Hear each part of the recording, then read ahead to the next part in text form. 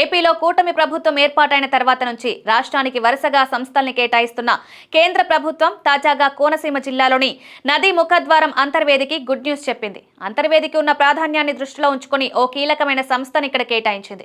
దాదాపు 2,000 కోట్ల రూపాయల ఖర్చుతో దీన్ని ఏర్పాటు చేయబోతున్నారు. దీనికి సంబంధించి త్వరలో అధికారిక ప్రకటన రానుంది. డాక్టర్ బిఆర్ అంబేద్కర్ కోనసీమ జిల్లా పరిధిలోకి వచ్చే అంతర్వేదిలో dredging harbour skill development school ని ఏర్పాటు చేసేందుకు కేంద్రం అంగీకరించింది. ఈ మేరకు రాష్ట్రం నుంచి వెళ్లిన ప్రతిపాదనకు కేంద్రం ఆమోదం తెలిపినట్లు సమాచారం. ఈ ప్రాజెక్టు కోసం అవసరమైన 1,890 కోట్లను కేటాయిస్తున్నారు. వాస్తవానికి డ్రెడ్జింగ్ కార్పొరేషన్ ఆర్థిక కష్టాల్లో ఉంది. ఈ ప్రాజెక్టు ఏర్పాటైతే ఆ కష్టాలు కొంతమేర తీరే అవకాశం ఉందని భావిస్తున్నారు.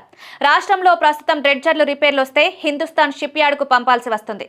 ఇప్పుడు అంతర్వేదిలో డ్రెడ్జింగ్ హార్బర్ ఏర్పాటైతే ఆ బాధ తప్పుతుంది. అలాగే డ్రెడ్జర్ల రిపేర్ల కోసం ప్రత్యేక హార్బర్ ఉండాలన్న డిమాండ్ను కూడా నెరవేర్చినట్లవుతుందని కేంద్రం భావిస్తోంది.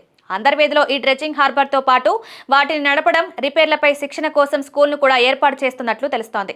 త్వరలోనే దీనిపై కేంద్రం నుంచి అధికారిక ప్రకటన రానుందని అధికారులు చెబుతున్నారు.